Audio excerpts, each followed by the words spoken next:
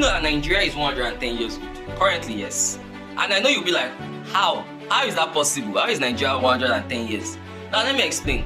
Now, the amalgamation of Nigeria saw the birth of Nigeria in 1914, 1st January 1914, where Lord Frederick Lugard merged Nigeria and as a one colony, whereby he merged the Northern Protectorate and the Southern Protectorate to form Nigeria. Now, prior to that, Nigeria did not exist. There was even nothing like Nigeria.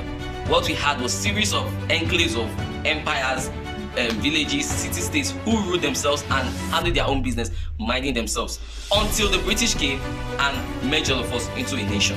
Now, how did they do that? First of all, they did this through series of sequence of conquest, gungo diplomacy, and also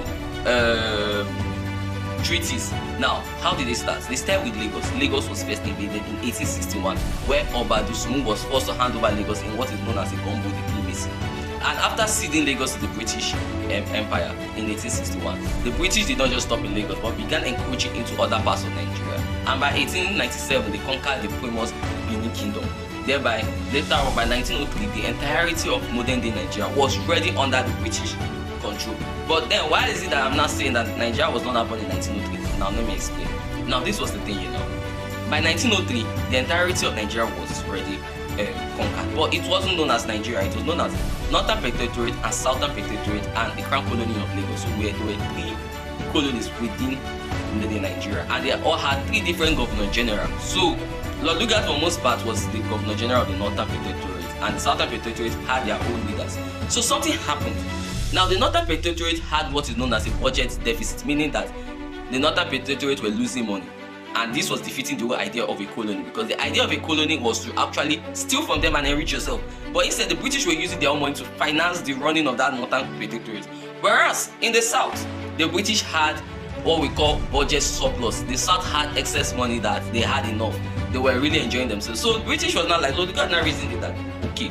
Now, Northern Protectorate, now Britain get up. Southern Protectorate, Britain get up. So what is the simple thing? They decided to merge all of us to form Nigeria. So Lord Lugard called this the marriage. It is the marriage of the rich wife of substance, which was the Southern Protectorate, the Southern Nigeria, with the poor husband, which is the North.